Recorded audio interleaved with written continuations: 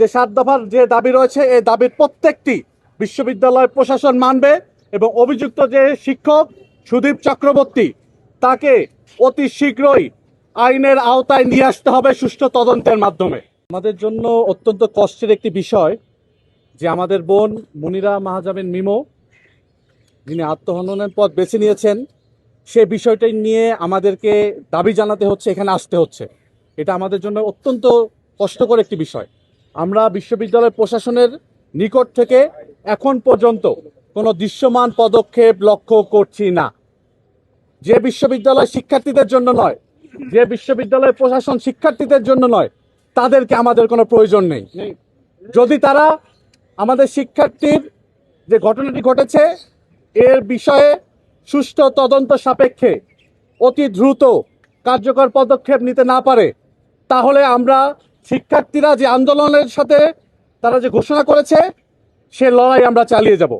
ইতিমধ্যে তারা বলেছে থিয়েটার এবং পারফরমেন্স স্টাডিজ যে বিভাগ তারা বলেছে 7 দফা দাবি এবং এই দাবির অংশ হিসেবে সকল একাডেমিক কার্যক্রম বর্জনের ঘোষণা দিয়েছে শিক্ষার্থীরা। আমরা ঢাকা বিশ্ববিদ্যালয় কেন্দ্রীয় ছাত্র সংসদ ডাকসুর পক্ষ থেকে শিক্ষার্থীদের এই দাবির সাথে আমরা সংহতি জানাচ্ছি এবং যে 7 দফার যে দাবি রয়েছে এই দাবির প্রত্যেকটি বিশ্ববিদ্যালয় প্রশাসন মানবে এবং অভিযুক্ত যে শিক্ষক সুদীপ চক্রবর্তী তাকে অতি শীঘ্রই আইনের আওতায় নিয়ে আসতে হবে সুষ্ঠু তদন্তের মাধ্যমে। আমরা বিশ্ববিদ্যালয় প্রশাসনের পক্ষ থেকে এখন পর্যন্ত কোনো আইনানুগ ব্যবস্থা, কোনো ধরনের কোনো উদ্যোগ আমরা লক্ষ্য করছি না। আমরা বিশ্ববিদ্যালয়ের মাননীয় ভিসি প্রক্টর মহোদয় সকলের কাছে যাচ্ছি, আবারও যাব। আমরা আপনাদেরকে সাথে নিয়ে আমরা আবারও যাব এবং সার্বিক বিষয়গুলো আপনাদেরকে অবহিত করব।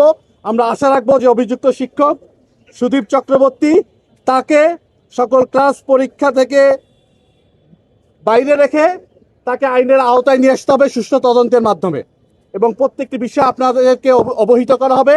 শিক্ষার্থীরা যে দাবি জানাচ্ছে, যে আন্দোলন করছে, তার সাথে ডাকসু আছে, আমরা আছি, সারা ঢাকা বিশ্ববিদ্যালয়ের প্রত্যেকটি শিক্ষার্থী এই দাবির সাথে আছে। আমি সকলকে ধন্যবাদ জানাচ্ছি আপনারা এখানে এসেছেন। আমরা এখন বিশ্ববিদ্যালয় প্রশাসনের নিকট আবারও যাব। ধন্যবাদ সবাইকে।